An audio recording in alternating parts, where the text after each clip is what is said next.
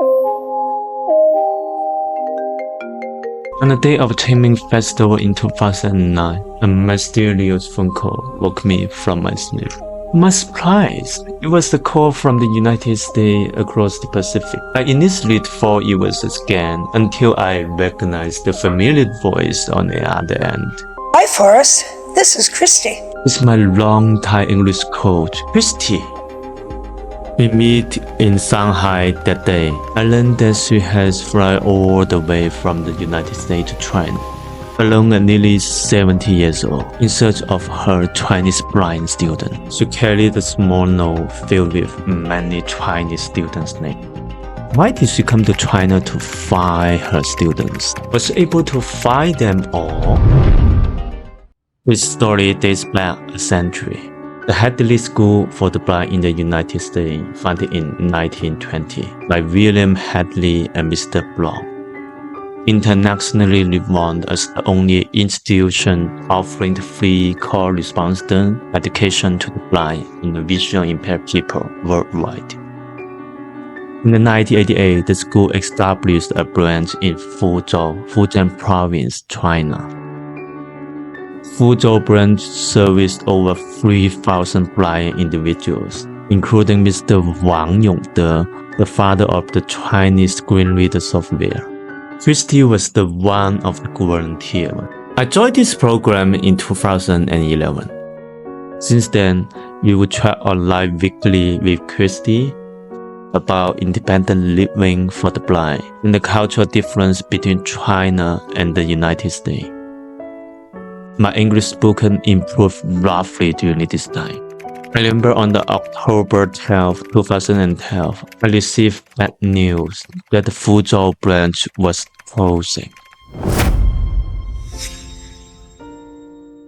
Over its 24 years in China, from the time when the blind could only learn English from radio podcasts, the situation evolved to easily access valuable English resources online. The Hadley School for the Blind had fulfilled its mission in China, but we didn't want to lose contact. So we continued to meet online, practice we have maintained for 11 years. This feature became popular in China and Skype was phased out. Christy gradually lost contact with her Chinese students, always hoping to hear from them.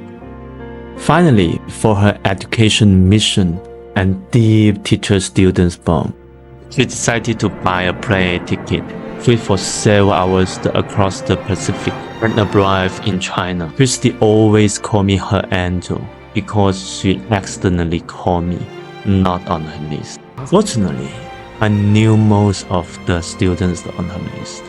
Even more fortuitously, I had just moved in Suzhou near Shanghai. It was Christy's long-term English training that helped me find a job requiring communication with foreigners. Our meeting was the full of what had been sold in the past. Tale of another Chinese friend, Lan Qin, and me, Christy visited each student on the list. Some became English teachers, some professors in universities, and others started social enterprise to help the blind find employment. When she left China, I told her I would also visit her in the United States. In the 2022, I got into an exchange program by the National Committee on U.S.-China Relations. Although I was living in Boston and Christy in North Carolina, I took the opportunity of a free weekend, fly and visit her. Christy's home is by a highway with a rough green road, just like a dream home. Christy is not only my English tutor, but also a talented artist. She often teaches art to children and elderly. During this rare visit, I painted a picture under her guidance, despite my flight directly to meet her. We also took the city walk in Raleigh, attending book clubs and church activities. For lunch, I wanted to try local cuisine. Christy suggests trying a famous restaurant, which has now spread globally. When I arrived to see the result, it turned out to be KFC. In the afternoon, Christy also took me to visit the Governor Moore High School for the break. The evening, Christy prepared a lavish American dinner. I'm grateful to Christy for teaching me English and how to face life challenges. Every encounter, however random, is face arrangement. I believe there's always someone in some corner of the world silently supporting me. If you like the story, please like, share, and follow me. Let's look forward to more beautiful encounters. See you next time. 记得点赞关注我。